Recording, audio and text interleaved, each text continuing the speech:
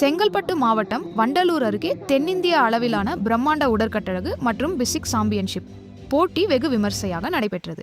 உடற்கட்டழகு மற்றும் ஆரோக்கியம் குறித்த விழிப்புணர்வு இளைஞர்கள் மத்தியில் அதிகரித்து வரும் நிலையில் இந்த போட்டி விளையாட்டு வீரர்களுக்கு தங்களது திறமைகளை வெளிப்படுத்தும் முக்கிய மேடையாக அமைந்தது.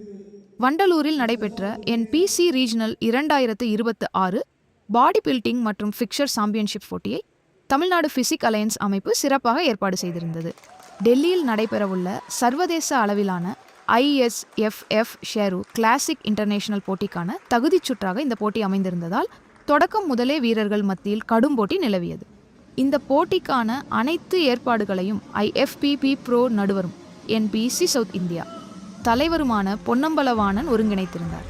விழாவில் தமிழக வெற்றிக் கழகத்தின் பொதுச் செயலாளரும் அமைச்சருமான ஆனந்த் சிறப்பு அழைப்பாளராக கலந்து கொண்டார். மேலும் மனிதவள மேலாண்மைத்துறை அமைச்சர் சரத்குமார் மற்றும் செங்கல்பட்டு சட்டமன்ற உறுப்பினர் தியாகராஜன் உள்ளிட்டோர் பங்கேற்று வீரர்களை ஊக்குவித்து வாழ்த்தினர்.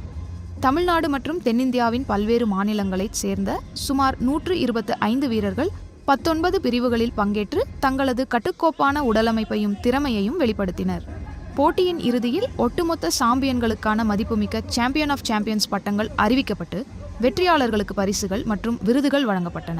இந்த போட்டி உடற்கட்டழகு விளையாட்டின் வளர்ச்சிக்கும் இளைஞர்களிடையே ஆரோக்கியமான வாழ்க்கை முறையை ஊக்குவிப்பதற்கும் முக்கிய பங்காற்றுவதாக விளையாட்டு ஆர்வலர்கள் தெரிவித்தனர்.